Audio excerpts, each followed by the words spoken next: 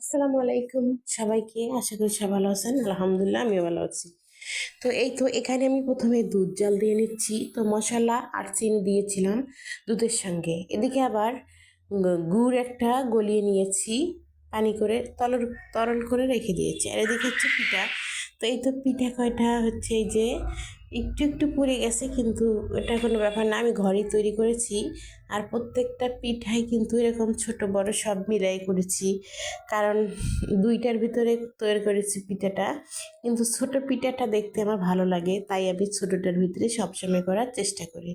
আর পিঠা কিভাবে করি ওটা আমি আগেও দেখিয়েছিলাম, তাই আজকে আর দেখালাম না। আজকে আমি ভিজাবো দুধে, তো কিভাবে কি করলাম সবই আপনাদেরকে দেখিয়ে দিচ্ছি।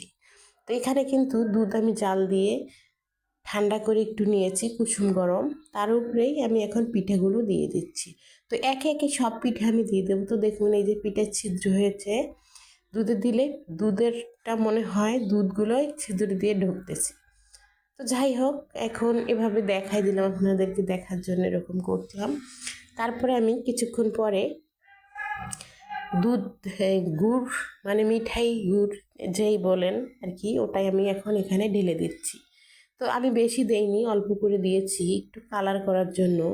কারণ হচ্ছে এখনকার গুড় এতটাই ভেজাল যে দিলে দুধ কেটে যায়, গুড় দিলে দুধ কেটে যায়, এই জন্য দেইনি ভয়ে। তো আমি এখন সারা রাত্রের জন্য রেখে দিচ্ছি, পরের দিন সকালে আপনাদের দেখিয়ে দিচ্ছি। মানে আজ শুক্রবার, এই জন্য এটা পিঠা ছিল। তো এই যে পিঠাগুলি এখন দেখুন সকাল হয়ে গেছে, তো অনেক সুন্দর ফুলে গিয়েছে। তো বড় পিঠেগুলো আমার ছেলে তখনই অবশ্যই খেয়ে ফেলেছে, কারণ ওর কাছে অনেক পছন্দ ছিল, ভাবছিল তখনই মানে মজা লাগবে, তো রাত্রেও খেয়ে ফেলছে। আর এই যে পিঠেগুলো অনেক নরম আর সফট হয়ে গেছে। এখন আমি তুলে তুলে সকালেই দিয়ে দিচ্ছি ছেলে, মেয়ে এবং ওর বাবাকে। তিনজনে এখন ওরা এটা খাবে, এটা আমি এখন তুলে দিলাম।